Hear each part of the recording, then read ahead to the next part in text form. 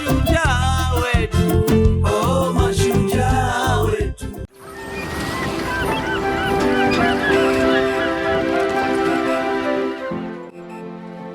Hujambo na karibu mtazamaji na msikilizaji wa makala za mashujaa wetu. Na leo tutasafiri pamoja nawe kuelekea katika mkoa maarufu ulioko nyanda za juu kusini mwa Tanzania, mkoa uliosheheni tunu na historia lukuki, tamu na ya kuvutia machoni na masalia ya historia na utamaduni wa Tanzania. Safari yetu leo inapasua miamba, milima na mabonde ya kustaajabisha, mapango ya ajabu, maskani ya manguli wa hekaya za zama za mawe, Wimbombo na Ulindi, na kusalimu kamwene unogage. Mimi ndi mnofu na jina langu naitwa Herbert Peter. Mkoa wa Iringa ni mojawapo ya mikoa 31 ya Tanzania iliyoko katika ukanda wa nyanda za juu kusini mwa nchi ya Tanzania.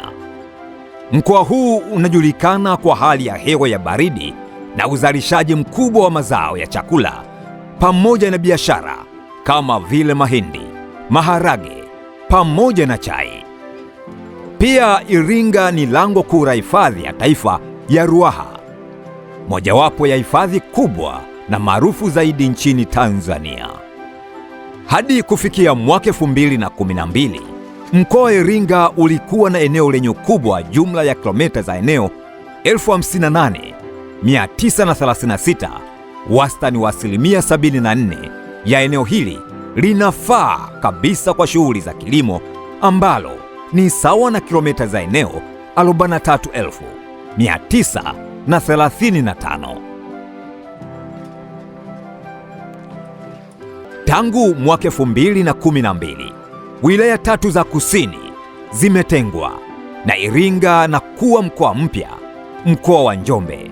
Kwa hiyo eneo la Iringa limepungua kilomita za mraba 21,347.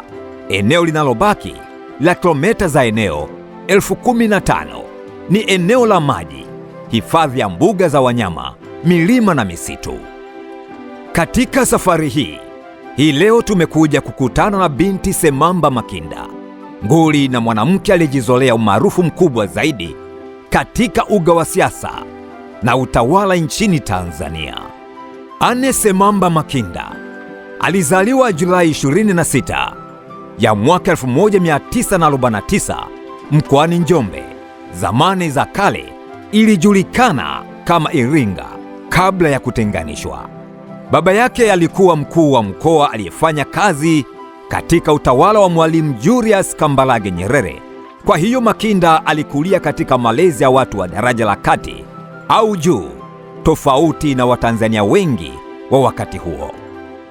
Alianza masomo yake katika shule ya msingi ya Uwemba iliyoko Njombe na kisha akaenda shule ya wasichana ya Peramiho kwa masomo ya kati, yani middle school, ambayo yalikuwa ya shule ya msingi mwaka 1957 hadi mwaka 1964.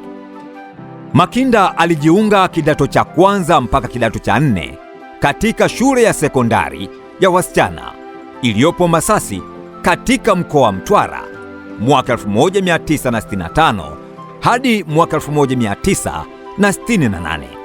Kisha kidato cha 5 na 6 katika shule ya sekondari ya Kilakala iliyoko mkoani Morogoro mwaka 1969 hadi mwaka 1970, wakati shule hiyo ikiendeshwa na mayaya, yani masista, kutoka shirika la Kikatoliki la Salvatori.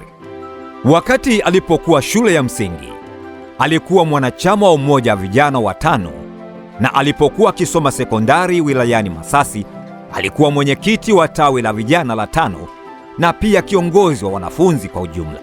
Makinda amekuwa kiongozi tangu akiwa mtoto.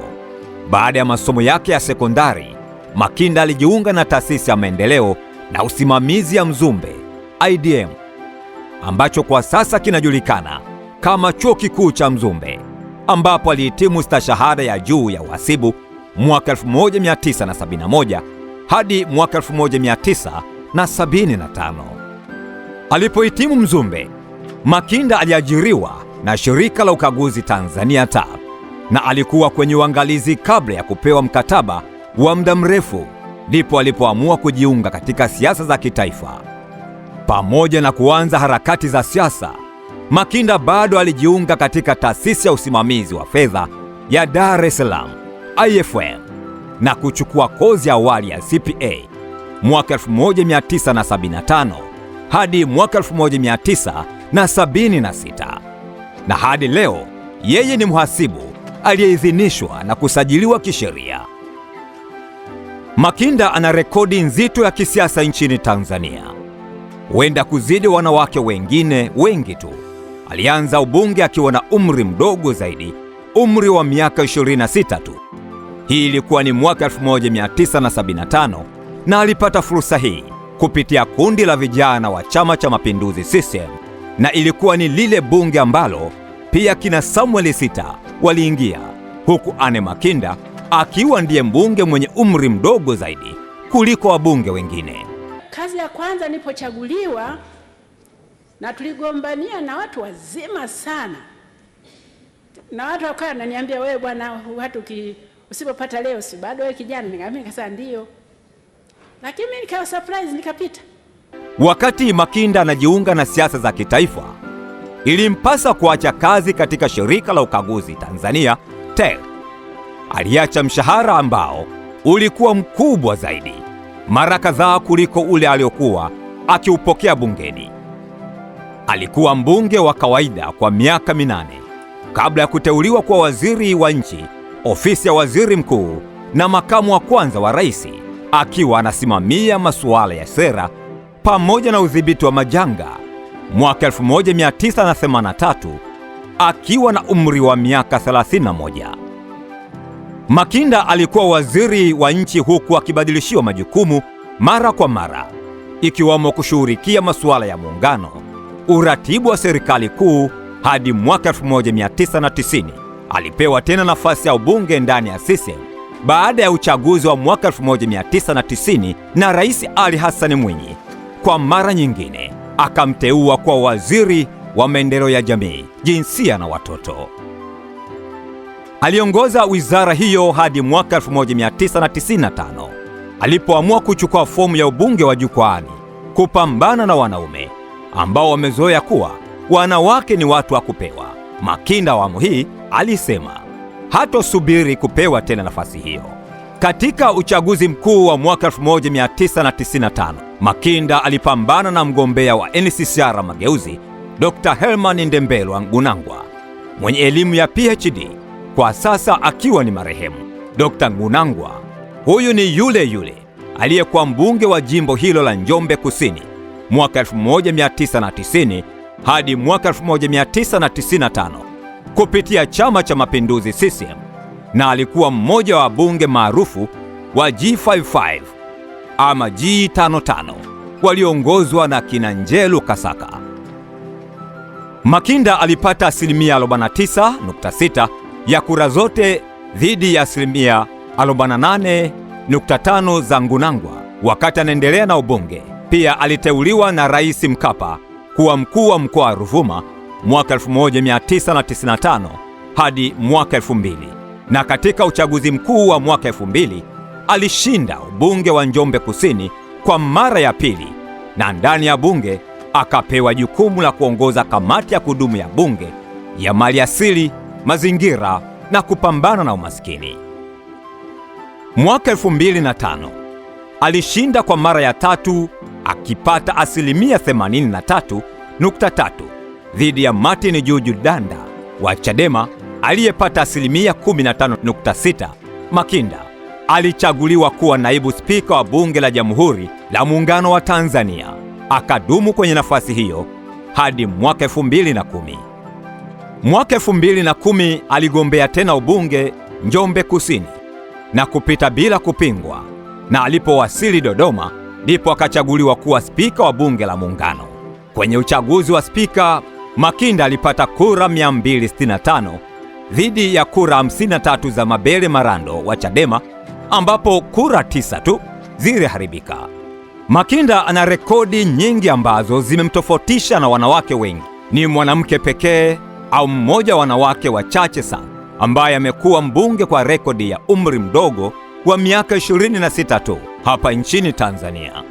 Ndiye mwanamke wa kwanza kuwa naibu spika wa bunge la Tanzania mwaka 2005 na pia mwanamke pekee wa Tanzania ambaye amevunja rekodi ya kuwa spika wa bunge la Tanzania akifuatiwa na Dr. Tulia Ackson. Makinda ana uwezo wa kujisimamia. Tangu alipokuwa anasoma shule ya msingi na baadaye sekondari, Makinda amekuwa ni mtu wa kujisimamia na kufuata taratibu na miiko ya kazi yake. Nidhamu hiyo ndiyo imemfanya apite safari ndefu mno ya uongozi tangu akiwa na umri mdogo hadi amekuwa mtu mzima sasa.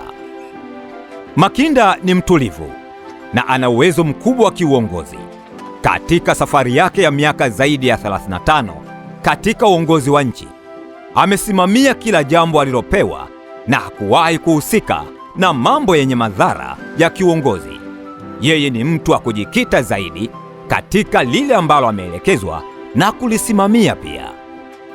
Mara kadhaa amewahi kusikika akisema anapenda kuchapa kazi na anaamini anaweza kutenda kama wanavyofanya wanaume. Hivyo Makinda ni mtu wa kazi zaidi. Kwa asili yake, Makinda yuko karibu na watu na ni mtu wa kujichanganya na watu wote. Hajali ni nani aliyeko mbele yake. Wakati akiwa katika bunge maalum la katiba BMK, Makinda angeweza kutembea mita takribani 30 kwenda kuwasalimu wajumbe wengine ambao waliokuwa kwenye maeneo tofauti bila kujalisha kuwa anawafahamu. Makinda ni mmojawapo wa wanawake wachache wenye bahati na bidii kubwa kazini. Historia yake, anakuwa ni Mtanzania aliyetoa mchango mkubwa katika taifa hili katikati ya mfumo ambao haukuweza kuwapa nafasi zaidi wanawake. Pia utumishi wake katika bunge umelipeleka katika ngazi nyingine kabisa. Bunge aliloliacha mwaka 2015 ni tofauti na lile lililoboreshwa na hayati Samuel Sitta kisha akaachiwa. Makinda anabaki kwenye kumbukumbu za wanawake mashujaa nchini Tanzania. Historia yake imebeba taswira ya ujasiri na uwezo wa mwanamke katika masuala mazima ya uongozi na utawala, kuanzia ngazi ya taifa hadi familia. Mtazamaji, hadi kufikia hapa tunatia nanga ya makala yetu ya mashujaa wetu. Kama jinsi ambavyo mmeweza kujionea na kusikiliza, leo tumemwangazia Bi Anne Makinda, spika wa kwanza mwanamke wa Bunge la Jamhuri ya Muungano wa Tanzania. Mtayarishaji na msimulizi wa makala haya si mwingine, mimi ni Herbert Peter. Tukutane siku nyingine. Kwaheri.